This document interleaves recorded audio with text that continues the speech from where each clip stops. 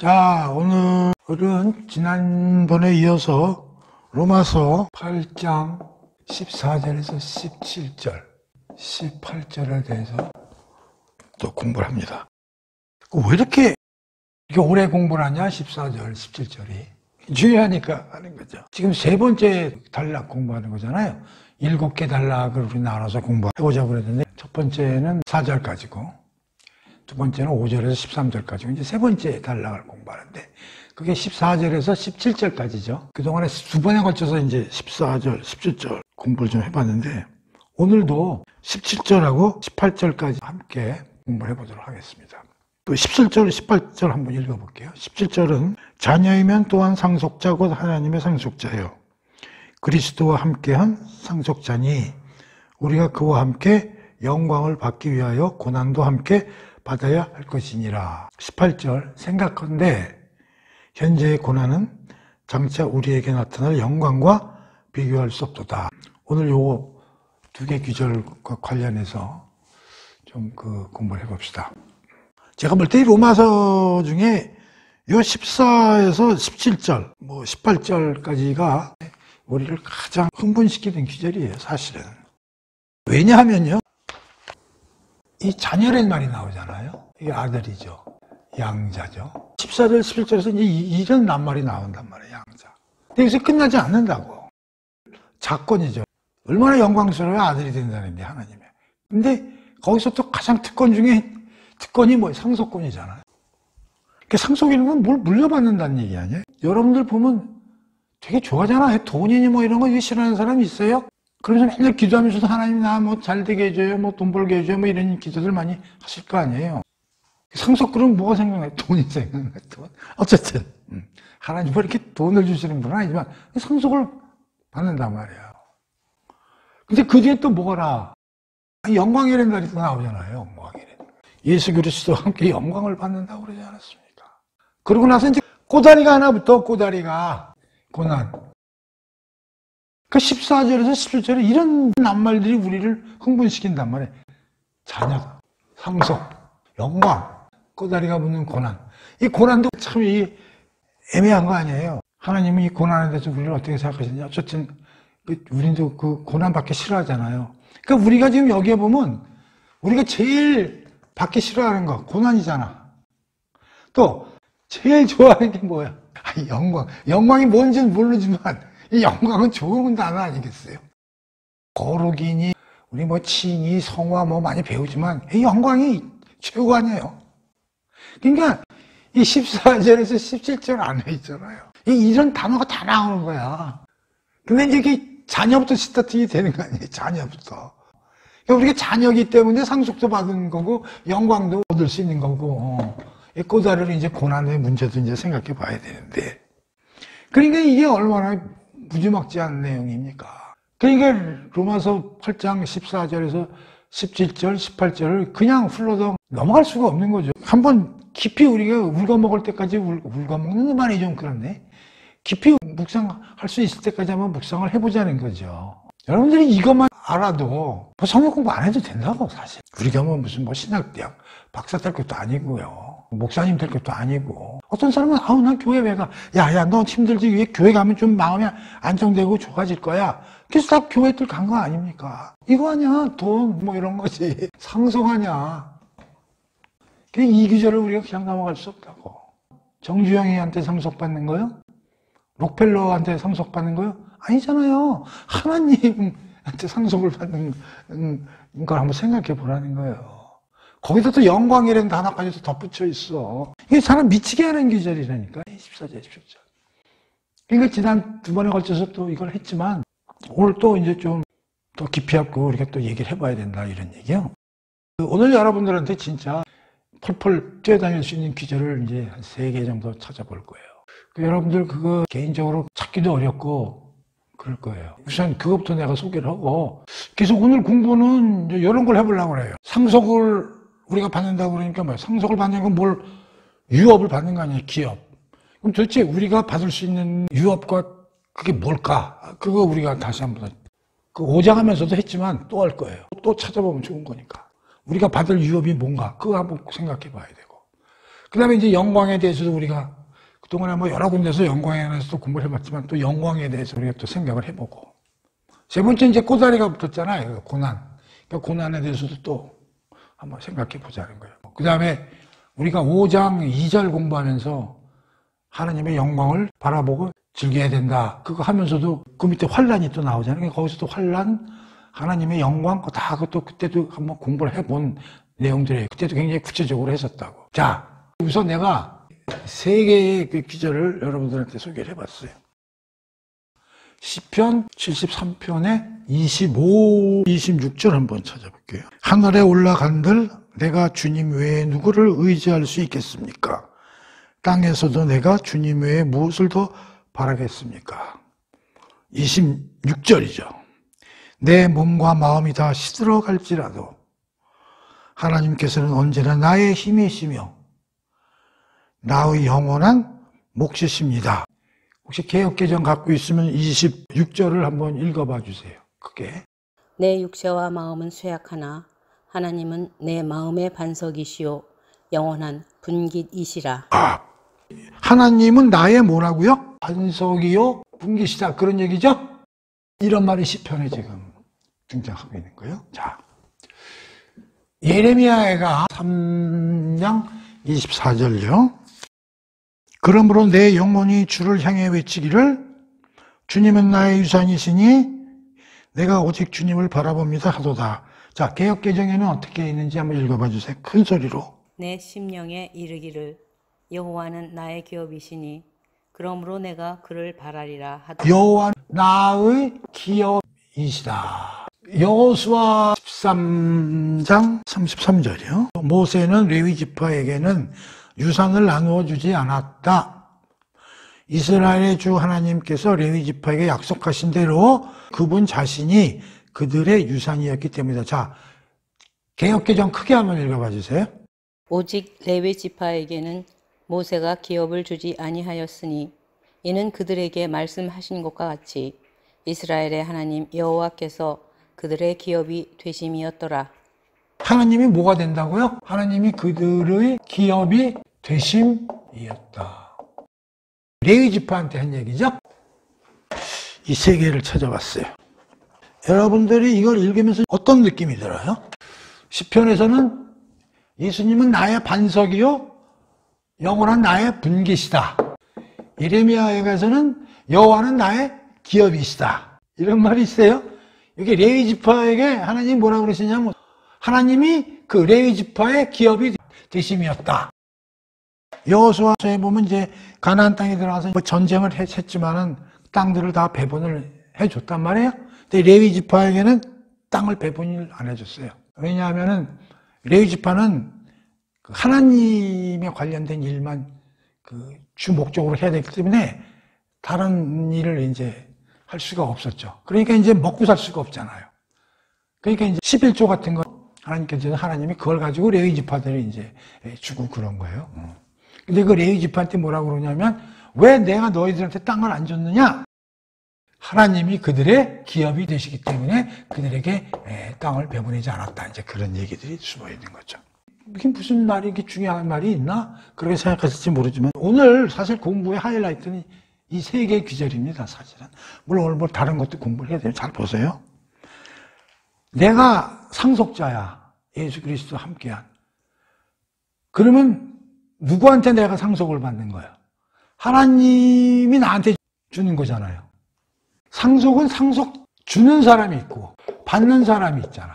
받는 사람이 자녀잖아. 여기 성경에서 주는 사람이 하나님의 주체죠. 우리는 객체죠. 우리는 이제 받는 사람이란 말이에요. 그게 이제 일반적으로 상속권을 갖고 있는 사람이 지위잖아요. 자, 그런데 위에 세 개의 귀절에서 잘 봐요. 주는 사람이 누구고 받는 사람이 누군지 잘 한번 해석해봐요. 하나님은 나의 분깃. 분깃이라는 게 어떤 것이 한 쪼가리라는 거죠. 한 쪼가리. 근데 하나님이 나의 쪼가리래. 하나님이 나의 일부분이래. 그러니까 누가 더 큰 거야? 내가 큰 거야? 하나님이 큰 거야? 내가 큰 거지. 자, 봐. 여호와는 나의 기업이시대. 우리가 하나님의 기업이 맞아? 하나님이 나의 기업이 맞아? 우리가 하나님의 기업이 맞는 거 아니야? 하나님이 주인이잖아. 그러니까 우리가 하나님의 하나의 기업이 되는 거지. 그렇죠? 그게 일반적인 논리 아니에요. 아버지가 뭐 100개 회사를 가지면 아들한테 뭐 10개를 뜯어주든지 그러는 거 아니에요. 그러니까 분기시라는 말도 그런 뜻이잖아. 내가 갖고 있는 일부를 띄워준다. 그게 분기시거든. 여기도 봐요. 하나님이 그들의 기업이 되신다. 그들의 레위 족속의 하나의 회사가 된다. 그런 얘기요. 그러면 이 세계 규절에서는 하나님이 객체고 우리가 주인이야. 원래는 우리가 하나님의 기업이 돼야 돼. 그런데 이 위의 규절에서는 하나님이 우리의 기업이야. 그리고 분깃이라고. 성경에서 이 규절을 찾기가 어려워요. 딱 3개를 찾았는데요. 그게 이런 거야.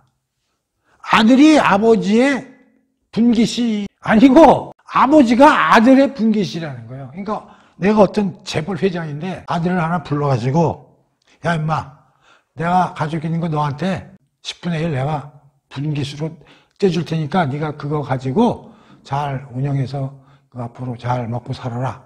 그게 정상적인 거란 말이에요. 근데 아버지가 아들을 불러가지고 뭐라 그러냐면 내가 네 밑에서 한 분깃이 기업이 될 거야. 그럼 누가 큰 거야? 아들이 더 큰 거지.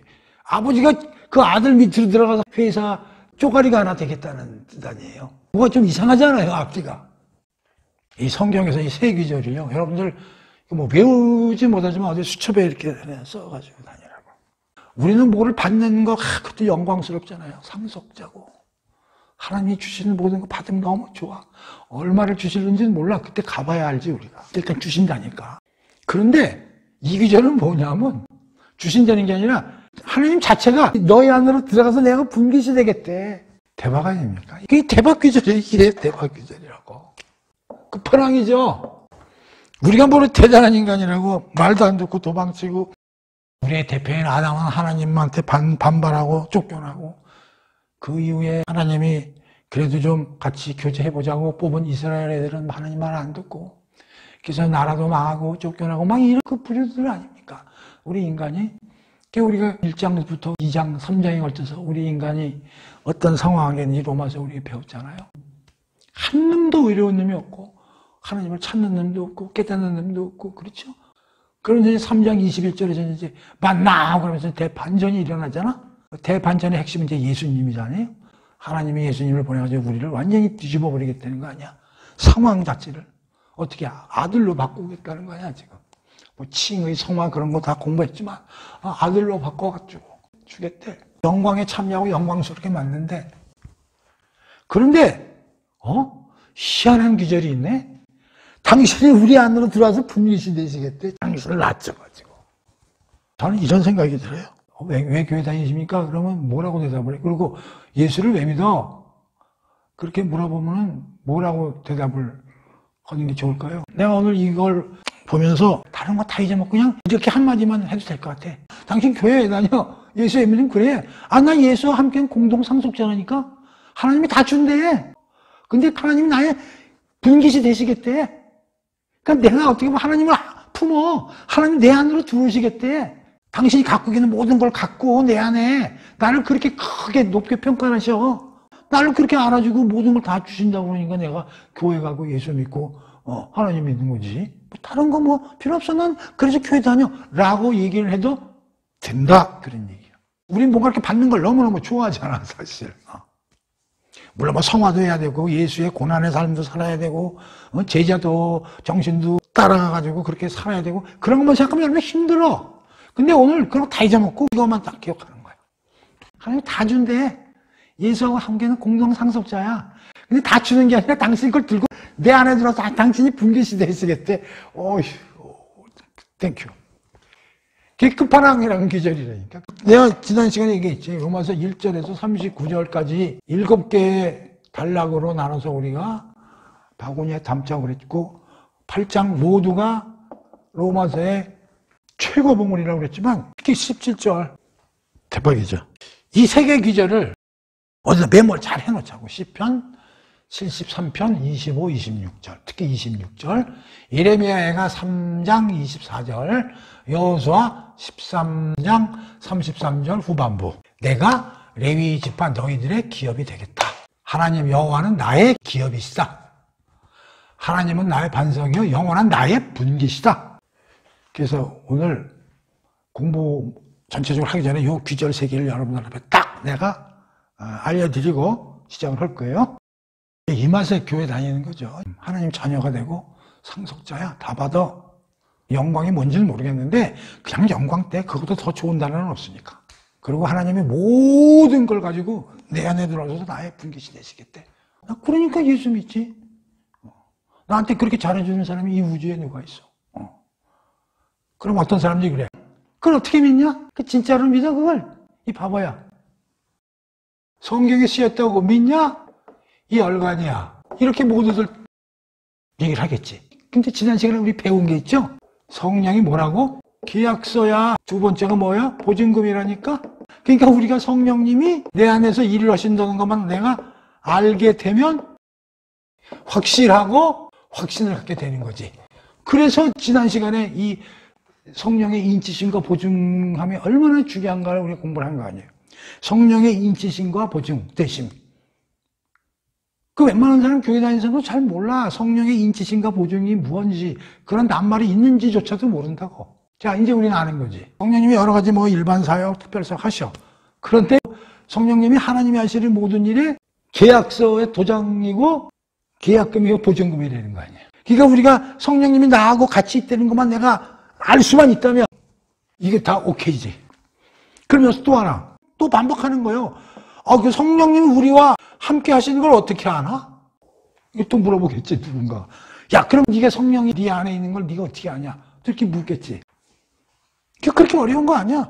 내가 계속 하나님하고 예수님하고 계속 알고 싶어. 지금 완벽하게 몰라도. 그리고 성경 공부 되게 하고 싶어. 그리고 교회 가가지고 신자들하고 계속 만나고 얘기하고 싶어. 비즈니스 하는 사람들 말고. 그리고 그 이웃 사람을 옛날에는 그냥 모른 척 했는데 이제 조금 도와주고 같이 섬기고 좀 이런 걸 해보고 싶은 욕망이 옛날보다 철철철철 넘쳐 흘려. 그리고 산상수훈이나 이런 데서 예수님은 니들 이렇게 살아라 이렇게 얘기하신 게 있거든. 근데 그대로 살고 싶어. 이러한 생각이 들면 성령님이 내 안에 있는 게 확실해. 그러니까 하나님이 하시는 거에 대해서 확실하게 내가 받아들일 수 있는 거죠. 이걸 모르기 때문에 우리가 영적 침체에 걸리고 교회 다니면서 내가 기독교인인지 아닌지 구원을 받았는지 안 받았는지 잘 모르겠고 사업하는데도 잘 안 도와주시는 것 같고. 근데 뭐라고 그랬어? 우리 아까 배웠잖아. 우리 상속자라며. 하나님이 가지고 모든 걸 다 주신다며. 그러니까 모든 걸 들고 다 우리 안에 와서 우리 분깃이 되신다고 그러잖아. 하나님이. 그 어마어마한 얘기 아니에요. 여기서 돈 베푼 계좌에 안 들어온다고 우리가 영적 침체에 걸리고. 그거 아니죠? 대박이죠? 이 대박이에요, 대박. 자, 그래서 이 플로우를 잘 알자고. 교회 다니면 우리가 뭐가 좋아질까? 하나님 다 주신대. 우리 상속자. 그래서 그 세 가지 성경 기절을 여러분들이, 그걸 말로만 하면 여러분들이 안 믿으니까 내가 찾아드린 거예요. 세 개 기절. 꼭 그걸 이해를 하시고, 야, 상속받는 게 아니라 하나님이 내 안으로 들고 들어오신대. 이렇게 이해를 하시면 참 대단하죠? 자, 그렇게 크게 알아봤으니까, 그럼 이제 도대체 우리가 받을 유업이 뭔가? 기업? 하나님이 다 주시겠다고 그러고 오히려 들고 우리 안으로 들어오신다고 그러지만 도대체 그게 구체적으로 뭔지 또 우리가 살펴보자고. 혹시 여러분들 기억날지 모르겠는데 그 5장 할 때 5장 다시 한번 찾아봐요. 5장 2절의 후반부 하나님의 영광을 바라보고 즐거워하니라는 얘기를 하면서 여기에는 하나님의 영광이라고 그냥 지나갔지만 이것이 구체적으로 뭘 의미하는지 우리가 공부를 한번 해봤잖아요. 그때 뭐라고 그랬냐면은 잘 생각해 봐요. 굉장히 이게 중요하기 때문에 그래요. 세 가지 파트로 나눠서 우리가 살펴봤잖아요. 하나님의 영광, 그 영광을 우리가 어떻게 해석해야 되는가. 첫 번째로 우리가 어떻게 공부를 해봤어요. 하나님과 예수님 자체가 영광이시다. 그래서 그런 영광 때문에 우리가 만나는 것 자체가 우리가 영광이라 그랬잖아요. 여러분들 만나고 싶은 사람이 있습니까? 트로트 좋아하는 사람들은 이명웅이 만나면 사인 받으면 되게 좋겠지. BTS나 또 운동선수 하는 사람들은 누구 만나면 영광스럽겠어요? 손흥민이나 이런 사람들 만나면 되게 영광스럽겠죠. 또 주식하고 뭐 돈 버는 사람은 누구 만나면 워렌 버핏이다 그런 분들하고 밥 한번 먹으면 영광스럽겠죠. 그러니까 하나님과 예수 그리스도 자체가 영광이신데 이런 분들하고 우리가 페이스 투 페이스로 만나는 것 자체가 우리가 영광된 거라고 얘기를 했죠. 두 번째요. 근데 우리가 청바지 입고 허접스럽게 만나면 또 그것도 이상한 소. 우리 자체도 영화스럽게 예수와 같이 함께 변화되어 간다고 그랬죠. 그래서 마지막에 만날 때는 우리도 흠 하나 없는 그런 사람으로 만들어져서 하나님과 예수님을 만나게 될 거란 말이에요. 그렇게 우리도 변화해 나가는 이 자체가 영광됨이죠. 영화로움이고요. 그렇게 했잖아요. 다시 한번 찾아보세요. 세 번째는 그것뿐만 아니라 하나님이 우리를 위해 준비하신 선물을 우리가 받는 게 얼마나 영광스러운 거예요. 자, 그럼 하나님이 준비하신 선물을 받는 게 뭐예요? 오늘 공부하는 거 유업이야 기업하고 관련되잖아요. 유업이나 기업이나 뭔지는 구체적으로 얘기는 안 했지만 세상을 통치한다. 천사들도 우리가 다스린다. 그런 얘기를 했잖아요. 그리고 우리가 하나님 나라에 들어가서 기쁨과 평화를 누릴 수 있게 하나님 나라를 완성되는 걸 우리가 받아서 뭐 등등 이런 걸 하나님의 영광하면서 공부를 했잖아요.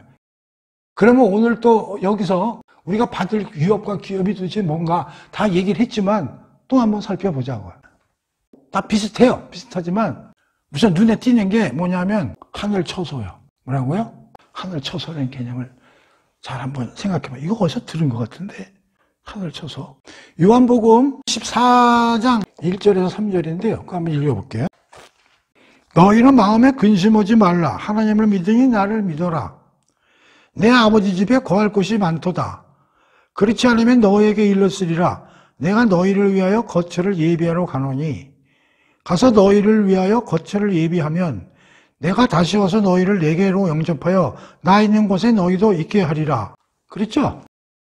그러니까 우리를 위해서 예수님이 뭘 하늘에 집을 준비하시겠다는 거 아니에요. 이것도 자세히 하려면 요한복음 14장을 또 여러분들이 찾아서 가서 또 들어보시면 돼, 유튜브를. 근데 이게 얼마나 어려운 개념이냐 하는 거는 또 그 당시에도 얘기를 했는데 굉장히 어려운 개념이에요. 잘못 이해하면 큰일 나요, 이게. 그러나 분명히 하늘에 우리가 가야 될 집이 있다는 거예요. 그걸 예수님이 만들러 가고 다시 내려와서 우리를 그리 데려가시겠다는 거예요. 근데 혹시 이걸 천국이다 이렇게 생각하시면 이게 큰일 난다는 거지. 천국은 우리 올라가가지고 하늘에 있는 처소가 천국이 아니라고요. 이것은 뭐냐면 우리가 죽으면 1단계가 있고 2단계가 있다고 그랬어요. 1단계는 뭐냐, 우리가 죽으면 몸은 땅에 있어요. 그러면 영혼은 올라가. 그래서 누구하고 있게 되냐면 예수님하고 같이 있게 된다고. 요것이 하늘 처소라고. 다시 말하면 성경에서는 낙원 이렇게 표시하기도 해요. 예수님이 죽을 때 죄수와 같이 죽으면서 한 죄수한테 뭐라고 하냐면 오늘 너는 나와 함께 낙원에 있으리라. 이런 얘기를 하시잖아. 이런 개념이란 말이에요. 2단계는 뭐냐면 이건 재림 때. 부활 후에는 천국과 지옥으로 나뉘는 거예요. 이거는 하늘 개념이 아니에요. 새하늘 새 땅 개념이죠. 그러면 여기서 하늘 처소는 뭐야? 요 1단계. 우리가 부활하기 전에 그리스도인들이 가서 예수와 함께 있는 장소. 오케이? 그걸 하늘 처소라고 그런단 말이에요. 이런 게 우리한테 주어진다 이 말이야. 유업으로. 무슨 말인지 알겠죠? 엄청난 거잖아요, 이게. 로마 캐톨릭은 어디가 있어요? 연옥이라는 데 가야 된다고 그랬잖아요. 우리는 그런 거 없어요. 우리는 예수님과 함께 하늘 처소에 가 있단 말이에요. 예수와 함께. 오케이. 두 번째 우리가 받을 거는 성경에 보면 잔치 얘기가 굉장히 많이 나와. 뭐 가나안 혼인잔치, 계시록에 보면 어린 양과의 혼인잔치 이런 얘기가 많이 나오거든. 예를 들면요. 마태복음 22장 1절에서 뭐 14절 이야기라든가 누가복음 14장 15절 24절이라든가 또 마태복음 25장 1절에 1절이라든가 찾아보진 않겠어요. 복음서 다 공부했지만 특히 그 요한복음에는 가나 혼인잔치 얘기도 이제 여러분들 많이 아시잖아. 거기 가가지고 엄마가 야, 그 포도주가 없으니까 그 포도주 좀, 그 물을 포도주 좀 만들어 봐라. 그랬더니 이제 그 예수님이 처음에는 여자여 그러면서 이제 거부를 하죠. 그러나 곧이어서 이제 포도주를 만들어 주죠. 그럼 왜 처음에는 거부하고 왜 그 다음에 만들어 줬는가 하는 거는 요한복음 2장에 가서 여러분들이 공부해 보시면 되고. 그럼 거기서 그 혼인잔치는 뭐를 얘기하냐면, 이 잔치는 즐겁잖아요. 또 여러 사람이 모이고, 거기서 좋은 얘기하고, 그 다음에 좋은 음식과 노래와 좋은 그 포도주가 종말론적인 음료, 하나님 나라의 음료수거든요. 그러니까 성경에 나오는 이 잔치는 하나님 나라를 얘기하는 거예요. 그리고 누가복음에 보면은 어떤 집주인이 종을 가서 초청장 보낸 사람들 다 오시라고 그래라. 그래서 조중들이 다 갔는데 다들 뭐 바쁘다고 그러고 한 놈도 안 오잖아. 결혼식 때문에 바쁘고 뭐 농사지어야 바쁘고 한 놈도 안 와. 그러니까 그냥 주인이 저 길거리 나와가지고 말이야, 길거리에 있는 사람들 다 데리고 와. 그래서 이제 초청받은 사람들은 안 오는 이제 그런 얘기가 있잖아요. 그게 뭐냐, 하나님 나라에 그런 사람들은 초청했는데 보고 안 들어온다는 얘기지. 어쨌든 그 잔치, 하나님 나라를 뜻하는 거라니. 그러니까 여기서 하늘 잔치가 성경에 이렇게 많이 나오는 게 상징적 표현이죠. 완성된 하나님의 나라. 세 번째는 그리스도와 함께 통치한다는 게 뭐냐면 디모데후서 2장 12절. 이거 한번 찾아볼게요. 디모데후서 2장 12절. 참으면 또한 함께 왕 노릇할 것이요 우리가 함께 예수님과 함께 왕 노릇할 것이다. 누가복음 19장 11절에서 27절. 그다음에 네 번째는 이제 그 예수 그리스도를 이제 우리가 닮아감. 요거 뭐냐면 우리가 여기서도 5장에서 할 때 우리도 예수를 닮아가면서 성화돼가지고 우리도 영화롭게 된다. 그런 얘기를 했잖아요. 그러니까 요거 왜 이렇게 구분을 다시 해놓냐면 요렇게 구분해서 설명하는 사람들은 있기 때문에 내가 얘기를 해주는 거예요. 요렇게 구분한 것도 우리가 앞에서 배운 거하고 다 똑같은 내용이 되는 거죠. 오케이? 그러니까 우리가 받을 유업이 이런 것들이라는 거지. 아, 하늘 쳐서 우리가 죽어서 예수님과 같이 있을 장소가 우리에게 준비되어 있구나. 아, 우리는 계속 즐거움과 먹을거리와 기쁨이 넘치는 그런 하나님 나라를 우리가 유업으로 받을 거구나. 아, 예수 그리스도와 함께 모든 전 우주를 우리가 천사들까지도 우리가 다스리고 관리하고 통치할 것이구나. 아, 그리고 우리도 예수님과 같이 성숙한 거룩한 사람으로 영원하게 되겠구나. 이러한 것들이 다 우리가 받을 유업, 기업의 이런 내용들이라는 거지. 그런데 이것들은 족탈불급이라는 거지. 족탈불급이 뭐냐면 하찮은 것이라는 거지. 하찮은 것에 불과하다는 거지. 진짜는 우리가 맨 처음에 공부했잖아. 하나님이 우리의 분깃이다. 이게 대단한 거지. 이것도 대단하지만 이거에 비하면 하찮은 거지. 하나님이 우리의 분깃이라고. 하나님이 모든 걸 들고 우리 안으로 와서 그 분깃이 되시겠다는데, 이야, 이게 어마어마한 거잖아. 상속자라는 개념이 성경에서 나왔을 때 엄청나게 우리가 묵상을 많이 해야 된다. 상속자다. 자녀? 곧 상속권이구나. 그럼 상속을 어떤 걸 받는 건가? 이런 걸 이제 우리가 머릿속에 착 떠올라야 된단 말이에요. 그래야 교회 다니는 맛이 나고 성경 공부하는 우리가 즐거움이 있는 것이죠. 이걸 모르면 여러분들이 재미가 없어요. 성경 공부하는 것도. 그렇죠? 그래서 오늘 우리가 받을 기업과 위협이 뭔가, 상속자라는 개념이 뭔가, 로마서 5장과 더불어 오늘 또다시 공부를 해봤으니까 잘 이해를 하시고 즐거워하시길 바랍니다. 자, 그래서 우리가 그 유업에 대해서는 이 정도 공부를 해볼게요. 물론 이건 이제 우리가 마지막 종말 때 가가지고 이제 받을 거지만은 지금 우리가 예수 그리스도를 믿으면서도 많은 그 선물을 지금 받고 있잖아요. 우리가 의롭게 되고 죄에서 벗어나고 하나님의 진노에서 벗어나고 율법에서 벗어나서 의롭게 되고 은혜 안에, 그것도 우리가 다 받은 복이잖아요. 그렇죠? 그래서 우리가 점점 이제 거룩하게 성화돼서 나갈 수 있고, 여기서는 설명 안 했지만 그런 것도 이미 다 그리고 하나님과 화평하게 되고, 그런 것도 우리가 이미 받은 복이지. 자, 그 다음에 이제 우리가 영광에 대해서, 영광은 우리가 또 여러 번 공부를 했잖아요. 이건 그 하나님에게만 쓰일 수 있는 단어다. 그래가지고 이거는 두 가지 우리가 배웠죠? 독사하고 쉐키나. 이건 헬라어고 이건 히브리어다. 독사는 내면적인 거룩함, 쉐키나는 빛나다 이런 거죠. 근데 이제 영광이라는 단어를 이제 우리한테도 하나님께서 쓰시는 거지. 그러면서 이제 성경에 보면 뭐라고 써요? 예수와 함께 영광을 받으려면, 예수와 함께 영광을 받으려면. 17절 후반부에 보면 우리가 그와 함께 영광을 받기 위해 영광을 받는다고 그랬잖아요. 예수 그리스도와 함께 영광을 받는다고 그랬잖아요. 그럼 예수 그리스도가 받을 영광이 뭔지를 우리가 알면 좋겠죠. 예수가 받을 영광, 그거에 대해서 우리가 일면 알 수 있는 게 요한복음 17장을 열어봐봐요. 이것도 다 우리가 공부한 건데 요한복음 17장 24절을 제가 한번 읽어볼게요. 아버지여 내게 주신 자도 나 있는 곳에 나와 함께 있어. 아버지께서 창세전부터 나를 사랑하심으로 내게 주신 나의 영광을 그들로 보게 하시기를 원하옵니다.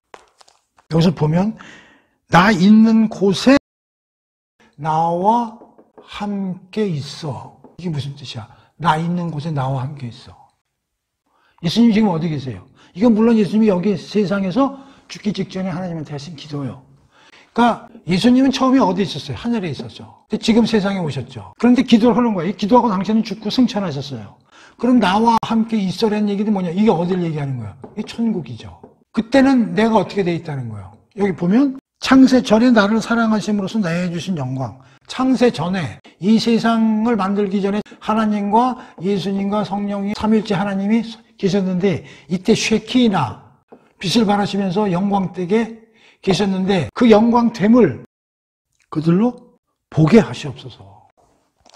그게 예수님과 함께 받을 영광이 되는 게 뭐냐면 1. 창세 전에 하나님과 함께 하신 예수님의 그 빛나는 영광 쉐키나 이거죠. 또 두 번째는 이 세상에 왔다가 다시 올라가셔서 얻은 회복된 영광이죠. 이 영광은 1번 플러스 알파죠.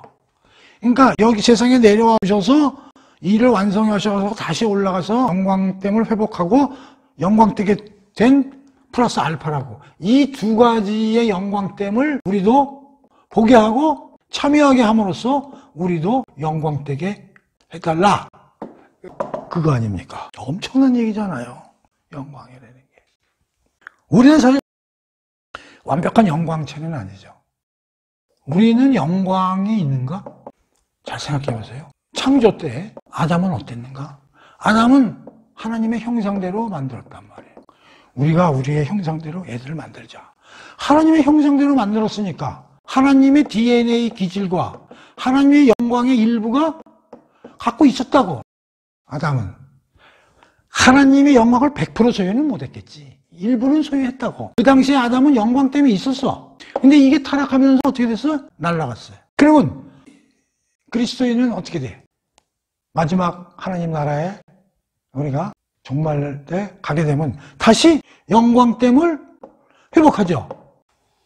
아담이 영광된 거 플러스 알파로. 아담도 이때 만들 때는 영광됐어. 일부가. 그러나 아직 교제가 시작이 안 됐다고.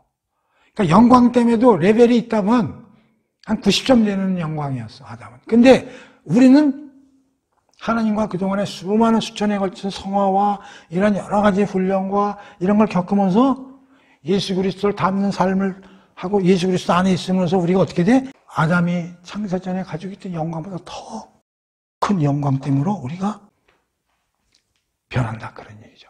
그래서 예수 그리스도의 완전한 영광 때문에 우리가 참여하게 되고 그의 영광을 보게 되면 만나게 된다, 그런 얘기죠. 이 영광이 이제 그런 얘기죠. 이 영광의 앞에는 우리가 기업이나 유업을 받는 거하고도 타겟 링크가 되는 거죠. 그걸 받는 것 자체도 또 영광이고요. 그래서 C.S. 루이스는 이제 이렇게 얘기를 합니다.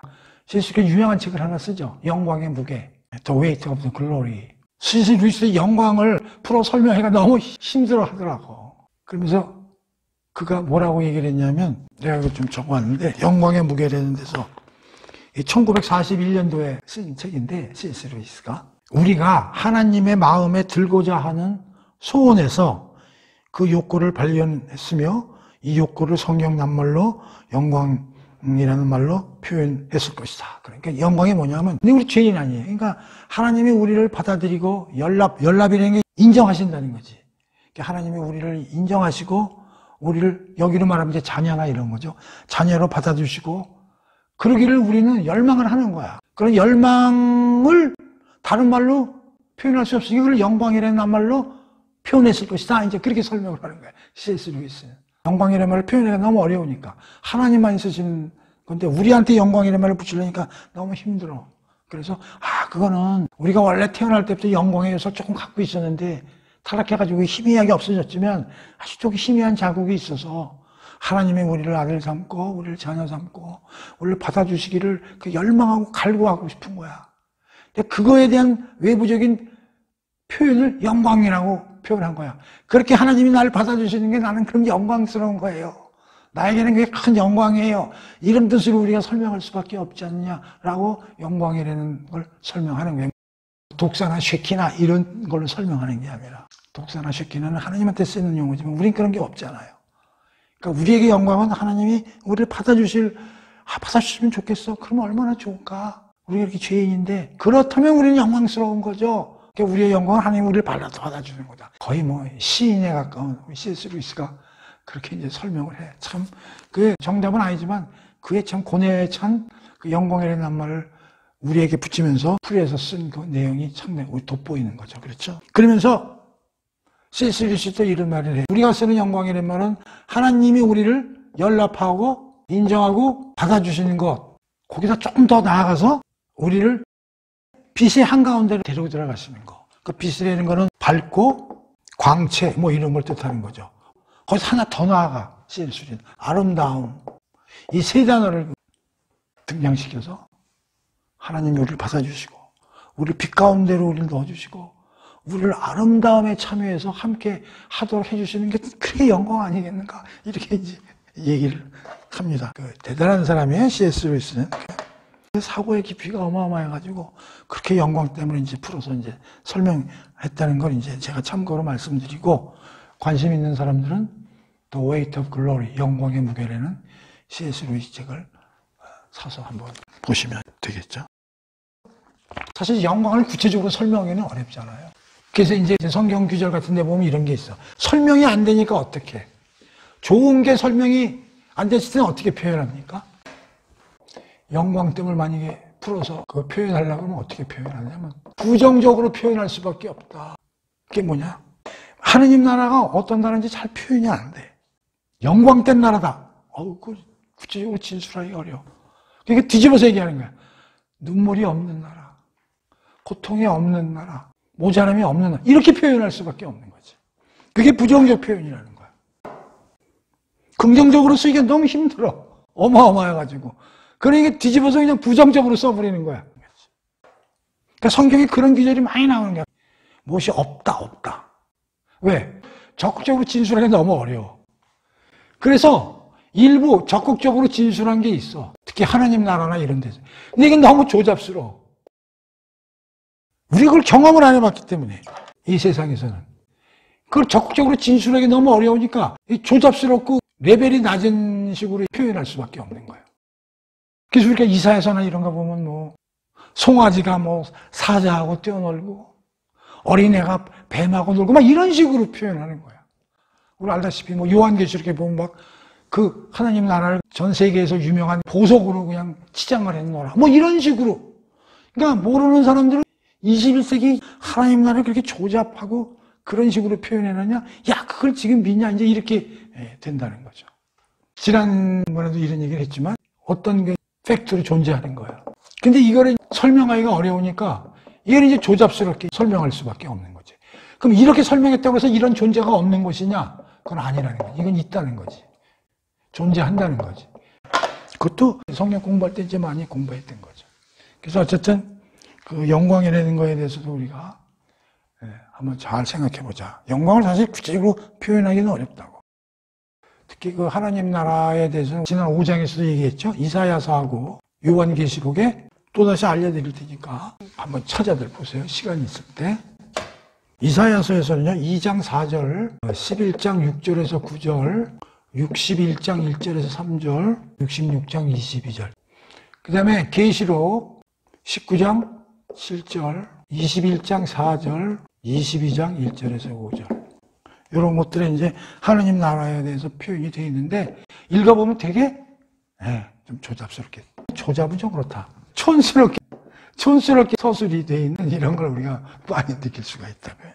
왜냐하면 제대로 진술하기가 어렵기 때문에 그런 거죠. 여기까지는 이제 기분이 좋아요, 우리가. 근데 이제 꼬투리가 하나 남아서 고난. 이것도 5장 하면서 공부를 했어요. 환란이라는 걸 가지고 공부를 많이 했기 때문에 뭐 크게 오늘 뭐 추가로 할 건 없는데, 대신에 중요한 건 뭐냐면 이거죠. 성경에서는 영광이라는 단어 앞엔 반드시 고난이라는 단어가 같이 간다. 이걸 우리가 반드시 이해해야 돼요. 성경은 영광만 나오지 않아요. 영광 이렇게 있으면 여기에 고난, 여기 이렇게 쫓아가. 그래서 이게 패키지로 이렇게 달려간다고. 여기도 그랬잖아. 영광을 받으려면 고난도 함께 받아야 돼. 항상 뭐가 따라가? 고난이 옆에 붙어. 근데 내가 그 영광은 크게 쓰고 고난을 조그맣게 썼죠. 그러니까 이런 걸 우리가 알아야 돼. 하나님이 일하시면은 영광으로 가는데 반드시 영광의 길로 간다고. 그런데 필수적으로 고난을 넘어서 영광으로 간다. 이게 핵심이야. 고난 없이 영광으로 못 가요. 필수 코스예요. 우리 대학교 다니면 필수 과목이라는 거 있죠? 그거 못 가면은 졸업 못 하잖아요. 선택 과목이 아니에요. 필수 과목입니다. 뭐가? 고난 또는 환난. 그래서 여기서 중요한 게 뭐냐면 참복음하고 거짓복음이 드러나요. 뭐라고요? 참복음하고 거짓복음. 거짓복음은 뭐냐? 고난이 생략돼. 영광만 표현해. 그걸 우리가 일명 뭐라 그래? 번영신학 그러죠. 영어로 웰스, 헬스, 석세스, 가스펠. 부자되고 건강을 보장하는 복음. 그게 거짓복음이에요. 고난을 설명을 하더라도 고난을 쉽게 이길 수 있고 고난이 안 생기고 고난을 축소하고 우리한테는 무기영화, 만사형통, 무병장수 이것 때문에 교회 다니는 사람도 많죠. 사실은. 가짜입니다. 그런 교회나 교파는 가짜입니다. 왜? 영광을 받기 위해는 하나님의 유업을 받고 하나님 모든 걸 가지고 우리 분깃으로 오시는 거 오케이. 근데 그걸 하려면 반드시 필수 과목에서 고난을 헤쳐나가야 된다. 그걸 생략하면 거짓복음이 돼요. 야, 그럼 고난은 이거 어떻게 이 문제를 해결해야 되냐? 그거 우리 다 배웠어요. 오장하면서. 근데 왜 이게 필수 과목일까요? 이 세상은 하나님 나라가 확장되어 나가면서 세상 나라도 존재하죠. 여기에 접합점이 있죠. 그러니까 우리가 예수님의 제자로 성화해가지고 거룩의 열매를 맺어야 되는데 그 과정에서 뭐하고 만나? 세상적 가치와 만나게 되죠. 나는 정직하게 살고 하나님 말씀대로 살아야 돼. 직장에 다니는데 어느 날 부장이 불러. 갔더니 김대리 이번에 납품업체 3군데서 경쟁이 들어왔는데 B라는 대로 해줘라. 부장님 이거 안 되겠는데요. B는 물건도 조금 부실하고요. 그 공장도 괜찮고 그래서 안 됩니다. 거기가 값이 좀 싼 것 같지만 값이 그냥 싼 게 아니라 다 이유가 있는 겁니다. 부실 제품이 많아서 안 되겠습니다. 김대리 시킨 대로 해. 이거 어렵겠는데. 자네 사회생활 그렇게 하면 되겠어? 이런 거예요. 그러니까 하나님 말씀대로 살고 싶은데 세상의 가치와 충돌이 돼. 이런 데서 오는 게 고난이라고. 환난이고. 당연히 오는 거야. 성령의 열매를 갖고 팔품대로 사는 사람은 반드시 세상 나라와 경계선에서 추락을 잃게 돼 있다고. 그래서 그 팔복에서 뭐라고 그래? 맨 마지막 팔복에서 의를 위하여 핍박을 받거나 고통을 받는 사람은 기뻐해라. 하나님 나라가 그들 것이다 그러잖아. 의를 위해 핍박받는 사람은 하나님의 자녀라는 증거예요. 오히려 이 세상에서 살면서 고난과 환난을 겪지 않으면 그건 하나님의 자녀가 아니야. 세상 가치관대로 사는 사람이지. 그래서 당연히 이건 오게 돼 있는 거예요. 크게 그걸 두려워해서는 안 된다. 두 번째, 우리는 그리스도와 연합되어 있는 사람이잖아요. 우리 로마서 6장에서 성령이 우리와 그리스도를 연합시켜줘서 그리스도와 함께 우리가 죽고 장사되고 살아났다고 그랬잖아. 연합되어 있는 거거든. 그래서 8장 1절에서도 예수 그리스도 안에서는 정죄됨이 없느니라. 예수 그리스도 안에 있다는 얘기는 연합되어 있다는 얘기거든. 연합되어 있다는 얘기 뭐야? 예수님과 동일하다는 거지. 그럼 예수님이 어떤 삶을 살았는가를 잘 알아야 그렇게 살아야지 우리도. 그래서 여기서 여러분에게 또 아주 귀중한 귀절 하나를 소개하겠습니다. 이 귀절도 사람들이 잘 찾지 못하는 귀절인데요. 예수님의 삶에 대해서 아주 간략하게 함축해서 설명되어 있는 귀절이 있습니다. 히브리서 5장 8절 구절입니다. 굉장히 중요한 귀절입니다. 읽어보겠습니다. 그가 아들이면서도 받으신 고난으로 순종함을 배워서 온전하게 되셨는즉 자기의 순종하는 모든 자에게 영원한 구원의 근원이 되게 하시고. 자, 여기서 4가지를 뽑아내야 됩니다. 첫 번째, 고난으로 순종함을 배워서 온전하게 되었다. 누가 그래? 예수님은 이 세상에 와서 어떻게 사셨어요? 설명해 보세요. 예수님 그거 어떻게 사셨나? 그거 설명하기 되게 힘드네. 하여간 열심히 뭐 봉사도 하시고 뭐 선하게 하시고 오병이어 떡도 만드시고 막 병도 드시고 그렇게 얘기하면 번잡스럽잖아. 그러니까 딱 네 글자로 해. 고난으로 순종함을 배워서 온전하게 되었다. 예수님의 삶은 고난을 고난을 따랐다는 얘기야. 그래서 그걸 또 배웠다는 얘기야. 그래가지고 온전하게 성숙하게 되셨다 그런 얘기예요. 고난으로 순종함을 배워서 온전하게 되었다. 그게 예수님의 이 세상에서 삶이야. 근데 여기서 배워서가 재밌어. 예수님도 배웠대. 고난으로 사는 순종함을 따르면서 그걸 배워서 온전하게 됐대. 예수님도 배우는데 우리도 배워야 될 거 아니에요. 여기서 예수님의 고난은 뭐야? 하나님이 창세 전에 주신 사명이 있잖아. 이런 일을 해라. 그걸 100% 지켜야 되는데 세상적인 가치와 충돌해서 오는 그런 마이너스 효과를 고난이라고 생각하는 거지. 예수님이 그거를 다 받으셨는데 예수님도 그게 당연히 받으신 게 아니라 배웠다는 얘기 안에 뭐야? 갈등이 있었다는 얘기지. 예수님도. 그러나 그거를 참고 인내하면서 내가 내려온 목적을 다시 생각하고 다시 생각하면서 그거를 이겨나가는 걸 인내에서 연단이 된 거지. 5장에서 뭐라 했어? 환난은 인내를, 인내는 연단은, 연단은 소망을 우리한테 준다고 그랬잖아. 그러니까 예수님도 배운다는 얘기가 뭐냐면 인내와 연단의 과정을 거쳤다는 얘기야. 근데 우리가 그 예수 그리스도와 연합되어 있으니까 우리도 당연히 고난의 순종함을 배워서 온전하게 되는 거지. 그 과정이 어떻게 돼? 5장에서 얘기한 인내와 연단을 통해서 소망으로 가는 거지. 그 소망은 뭐야? 아까 우리가 얘기한 하나님이 주시는 유업, 상속, 영광, 그걸 이제 우리가 갖고 그게 점점 커지고 그게 있기 때문에 순종할 수 있는 그런 게 되는 것이죠. 그래서 이 고난에 대해서도 비바람 창수가 와야 뭐가 진짜인지를 알 수가 있다고. 그게 영적 다이어트다. 고난은 우리가 예수님의 제자로 살면서 오는 영적인 어떤 진통, 그런 걸 우리가 고난이나 환난으로 이해해야 된다. 그래가지고 환난에 관한 걸 10개나 뽑드렸죠? 그 5장 공부하면서. 근데 그걸 다 뒤에서 기뻐한다는 말이 붙어 있죠. 그래서 우리는 고난이라는 말이 나오면 훈련으로 바꿔서 해석하자. 그것까지 우리가 지난 5장 하면서 공부했지 않습니까? 네. 그러면서 고난에 관련해서 이제 우리가 18절에 보면 고난은 영광과 대조를 해놨죠? 그거에 대해서 사도 바울이 멋지게 표현한 한 구절이 있거든요. 고난과 영광을 대조한 게 있거든요. 고린도 후서요. 4장 16절과 17절을 찾아보겠습니다. 그러므로 우리가 낙심하지 아니하노니 우리의 겉사람은 낡아지나 우리의 속사람은 날로 새로워지는도다. 우리가 잠시 받는 환난에 경한 것이 지극히 크고 영원한 영광에 중한 것을 우리에게 이루게 함이니 우리가 주목하는 것은 보이는 것이 아니요 보이지 않는 것이니 보이는 것은 잠깐이요 보이지 않는 것은 영원함이라. 자, 여기서 보면 고난은 나의 겉사람은 스트레스를 주지만 속사람까지 닿지를 못해. 이건 나날이 더 새로워져. 고난이 오면 겉사람은 좀 힘들지만 속사람은 우리의 영혼은 점점 바짝바짝 살아나. 고난은 아주 무게로 치면 굉장히 경한 거야.